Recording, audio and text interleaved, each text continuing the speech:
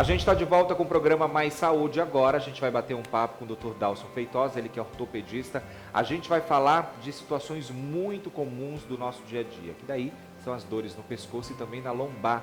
Bom dia, obrigado mais uma vez por estar aqui e trazer conscientização e prevenção também. Bom dia, Ranieri. Obrigado pelo convite mais uma vez. É bem isso, é comum essas dores, né? Principalmente na vida do trabalhador brasileiro. Sim, esses quadros de dores na região cervical e lombar faz parte da nossa rotina, em virtude até, como você está falando, da forma de trabalho, como as pessoas acabam se expondo, acabam desenvolvendo essas lesões e dores nessas regiões.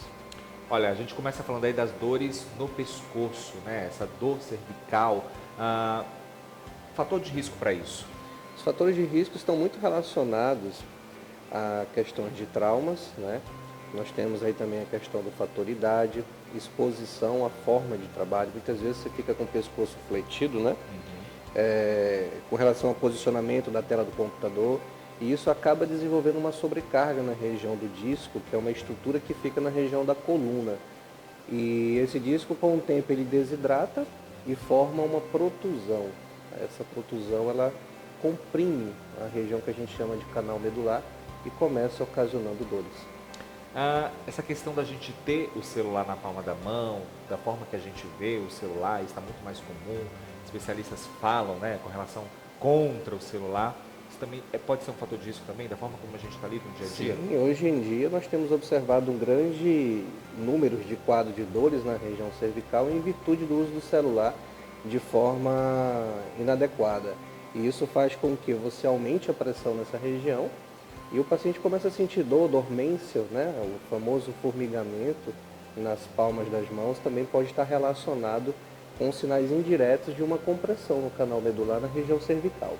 Olha, é engraçado, viu? A gente está sabendo das coisas. Às vezes o formigamento tem a ver. Tem a ver. Né? Lá atrás. Está totalmente conectado. Tudo está conectado. Tudo está conectado. O corpo humano é perfeito. Legal. De uma certa forma, as pessoas têm esses problemas. Aí a gente já falou um pouquinho aqui também da lombar. É algo muito comum e as pessoas se queixam muito com relação às dores na lombar. Os fatores de risco também são os mesmos? Muito semelhante. Está relacionado também à questão do trabalho, quando você tem uma carga horária muito exaustiva, muito tempo sentado, com relação à flacidez na musculatura de região do abdômen, da região posterior, da região lombar propriamente dita, em decorrência da carga axial, da gravidade em cima de você. Você sentado, você acaba aumentando a pressão nessa região da lombar, ocasionando mais uma vez riscos de protusão e dores. Aí está associado também fator idade, desidratação, alimentação, sobrepeso, possíveis traumas, que tudo isso leva ao desenvolvimento de uma protusão também nessa região.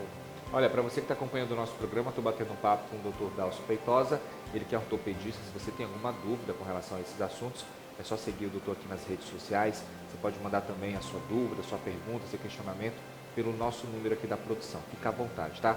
A gente também tem o Instagram do programa. Olha que legal, segue lá a gente e fica por dentro aí das próximas entrevistas também. Bom, o trabalhador, né, o homem ou a mulher que trabalha ali com muito peso, ele está mais propenso a ter esse tipo de dores? Sim. O trabalhador braçal, infelizmente, ele acaba tendo hábitos de forma equivocada, né? Quando ele tem a necessidade de pegar algo no chão, ele não agacha, né? Ele simplesmente curva a coluna para pegar esse peso, e a coluna não é uma estrutura que está preparada para fazer o eixo de levantamento do peso e acaba machucando. O ideal é agachar, você pega o peso e levanta, jogando essa responsabilidade do peso para as pernas. Então, infelizmente, o trabalhador braçal, muitas vezes, que está ali agachado, trabalhando, encurvado, acaba tendo mais um quadro doloroso nessa região. Consequentemente, então, essa questão dessas dores, seja no pescoço, na lombar, ela tem algo a ver com essa questão da postura, da forma que você faz ali também algum tipo de atividade? Que ligação tem? Sim, tem tudo a ver. Normalmente a gente volta ao assunto, né? Seja você na postura inadequada, você mais uma vez está tirando a sua coluna do eixo e permitindo que os movimentos equivocados façam uma pressão ao nível da região do disco intervertebral, ocasionando mais uma vez o processo de dor. Relacionado até mesmo ao fato de sentar para estudar, você fica muito curvado, os adolescentes na escola, que sentam de qualquer jeito, acaba que ao longo do tempo, aquele posicionamento ele pode fazer uma compressão na região do canal medular e mais uma vez levando a quadro de dor. Está sendo muito comum a procura no consultório de jovens, você fica até surpreso, né? Na faixa de 18 anos com esses quadros de lombalgia. Quando você faz os exames que são importantes para o diagnóstico, você se depara com uma protusão e a gente fica surpreso, porque são pessoas jovens das quais a gente não esperava a presença desse tipo de lesão. Quando a gente fala, por exemplo, de esforço repetitivo, né, que ali a gente associa muito à mão, né, que esforço repetitivo. Os profissionais da beleza que utilizam ali a escova, né, o secador, tem muito isso, é muito comum. Se a gente faz algum tipo de esforço repetitivo com o pescoço ou ficar ali por anos naquela mesma posição, a gente tem alguma lesão com relação a isso? Ou tem aquele quadro de atrofiar ali, a gente fala, ah, não, ficou assim, vai ficar aleijado, né? A gente fala no linguajar, como as pessoas falam. Pode acontecer isso? Na verdade, o que acontece é uma sobrecarga da musculatura por movimentos repetitivos. E como o pescoço ele permite uma amplitude de movimento até ampla, você acaba tendo uma limitação, porque você vai ter uma musculatura que vai estar inflamada, tensionada, e qualquer movimento você vai sentir dor. E sim, com movimentos e posicionamento inadequado a longo prazo, você pode sim desenvolver um desgaste do disco intravertebral e ocasionar a famosa protusão ou a hérnia de disco. Aí é um caso muito mais sério, muito mais preocupante. Sim, que aí a reabilitação ela se torna mais prolongada, com necessidade de uma equipe multidisciplinar, para que nós possamos ter um sucesso em uma reabilitação desse paciente de forma mais proativa e efetiva. Muita gente também se queixa, doutor, com relação à dormida, né? Ali a cama. Às vezes a gente não sabe qual que é o colchão melhor, se a cama tá boa, não tá? Mas a gente sabe de muita gente que reclama aí quando acorda com dores, né? Por conta disso. O que é? Às vezes é o colchão, é o travesseiro, é a forma correta da pessoa estar ali na cama? Legal. É uma observação bem interessante. A questão do colchão, a gente tem que chegar no meio termo. O colchão não pode ser nem muito mole, de forma que o seu lado ele vai ter aquela depressão. Se isso estiver acontecendo, provavelmente você vai acordar no outro dia com dor.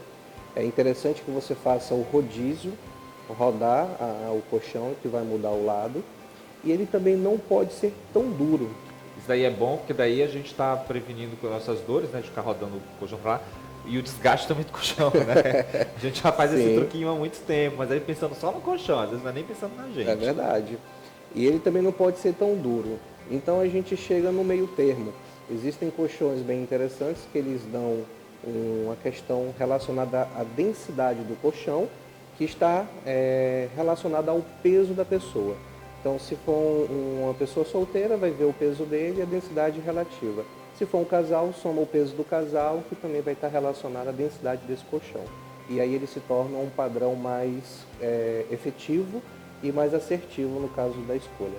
A gente, quando vai pesquisar aí nas imagens, da forma certa de se dormir e tal, a gente vê que muito se fala, não sei se isso é verdade ou pode ser um mito, dessa forma correta, né? Que a gente tem que colocar um travesseiro, às vezes, no meio das nossas pernas, para que fique realmente alinhado. Isso é uma verdade? É verdade. Se você tem o hábito de dormir de lado, é interessante que se coloque um travesseiro na região no meio da perna e uma outra na região cervical.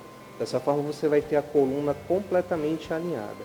Se você já tem o hábito de dormir com a barriga para cima, é o inverso. Você tem que colocar um colchão por debaixo do joelho. Legal. Porque aí a sua coluna lombar que está nessa posição, ela passa a ficar mais alinhada e encostando na base do colchão. E aí isso você minimiza o quadro de dor. A gente tira dessa parte assim de dores muscular, essa coluna ali alinhada na hora da dormida, ela pode talvez até melhorar a questão da respiração, a questão do ronco. Tem alguma coisa associada a isso, quando a coluna está ali tranquilinha? Na verdade, a coluna alinhada você vai ter uma melhora do quadro álgico total. Com relação ao ronco, aí nós já temos outros fatores envolvidos, onde você pode ter a questão do sobrepeso, posicionamento da cervical, pacientes que podem ter a chamada apneia do sono, e aí isso aí já é da outra área, da otorrino, que podemos, uma vez identificado, fazer uma avaliação mais coerente. Olha, eu vou para um intervalo comercial, daqui a pouquinho a gente volta a falar com o Dr. Dálcio Feitosa sobre esses assuntos, né? Muita gente sofre aí com dores no pescoço, na lombar. Eu sei que isso é muito comum. A gente volta para falar se existe alguma forma de tratamento, né? Se tem cirurgia para melhorar, ou se é medicamento. A gente tem que só. Daqui a pouco.